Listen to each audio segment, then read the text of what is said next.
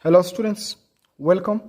Previously, lesson 31, form 3, topic 2, we were dealing with the introduction side of back titration, and we have seen the three aims of back titration. One of them was determining the molar mass of the analyte. Example 1. We are told when 4.0 grams of metal carbonate, MCO3, was dissolved in 106 centimeter cube of 1 molar dilute hydrochloric acid, and the resulting solution diluted to 1 liter, full stop. 25 centimeter cube of this solution required 20 centimeter cube of 0.1 molar sodium hydroxide solution for complete neutralization. So we are asked to calculate the relative atomic mass of the metal M in MCO3 or M carbonate. Here we are given the relative atomic mass of carbon to be 12 and the one for oxygen to be 16. Remember, we have done the general steps or the procedures of solving back titration questions. If you remember that means you are able to do this question.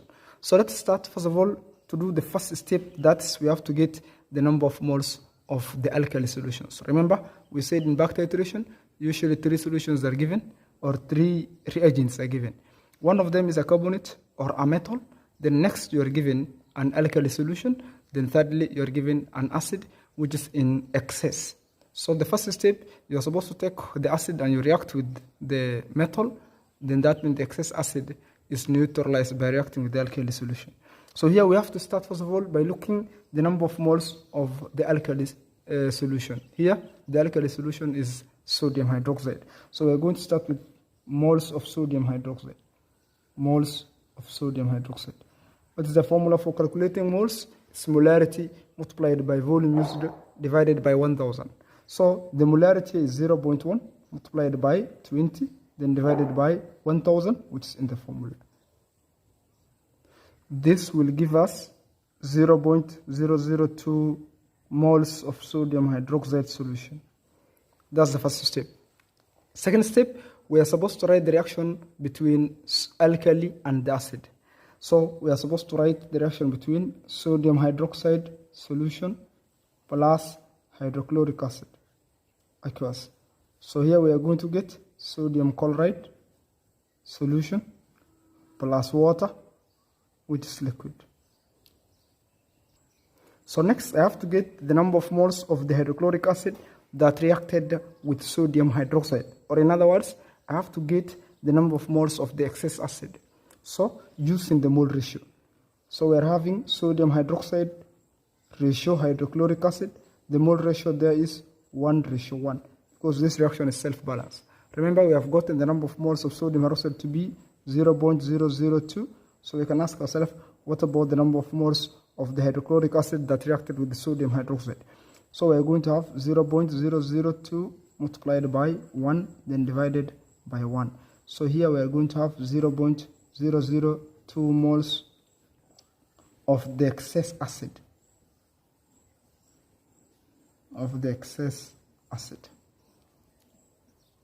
So remember, this excess acid has a volume of 25 as its solution. Remember, we are told 25 centimeter cube of this solution required 20 centimeter cube of 0.1 molar sodium hydroxide solution. So we are supposed to say, what about 1 liter? Because the excess acid was diluted to 1 liter. So we have to say, if 25 centimeter cube, we are supposed to say, if 25 centimeter cube of the excess acid has a number of moles of 0.002 moles. So we can say, what about 1 liter? And 1 liter in centimeter cube will be 1000 centimeter cube. So here we are going to say 1000 multiplied by 0.002, then divided by 25. So here we are going to get 0.08 moles. 0.08 moles. So this number of moles contains 1 liter of solution. So next we have to look for the number of moles of the original acid. The number of moles of the original acid is obtained by multiplying molarity times volume used over 1000 because it is given. So we are going to say original moles original moles of hydrochloric acid will be molarity of hydrochloric acid, which is 1 multiplied by its volume, which is 160, divided by 1000. Here we are going to get 0.16 moles. 0.16 moles. So that will be the number of moles of the original hydrochloric acid. So thereafter, we are going to go and get the number of moles of the hydrochloric acid that reacted with the carbonate. So we are going to say moles of hydrochloric acid, moles of hydrochloric acid reacted with metal carbonate, or the MCO3. This will be equal to, it is given by taking original moles of hydrochloric acid, then we are going to subtract from the excess moles of hydrochloric acid, minus excess moles of hydrochloric acid. This will be equal to, we're having 0.16 as the moles of the original hydrochloric acid, or original moles of hydrochloric acid, minus 0.08, which is the number of moles of the excess acid. This will be 0.08 moles.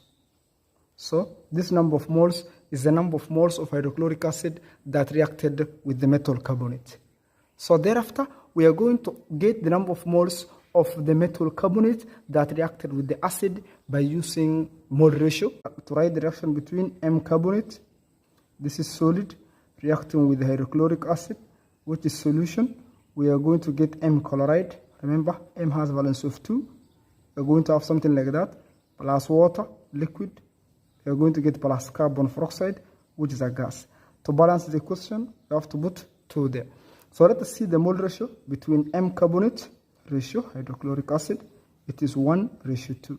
So the number of moles of the hydrochloric acid that reacted with the M carbonate is 0.08.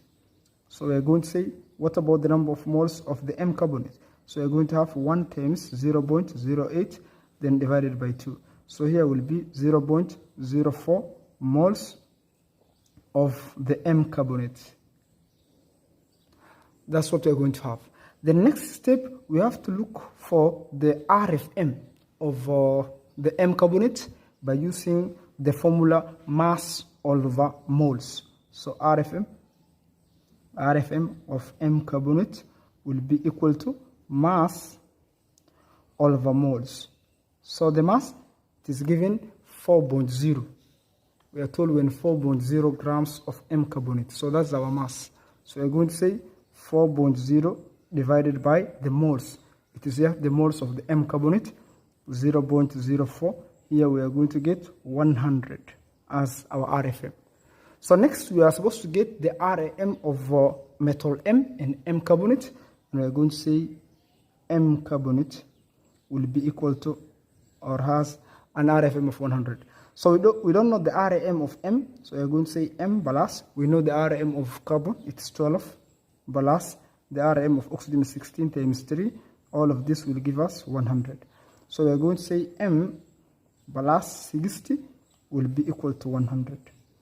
So if we need M will be equal to 100 minus, we take this 60 on the other side. Then we are going to have M to have an RAM of 40. In case I will ask the identity of metal M, it will be calcium, because calcium has a relative atomic mass of 40.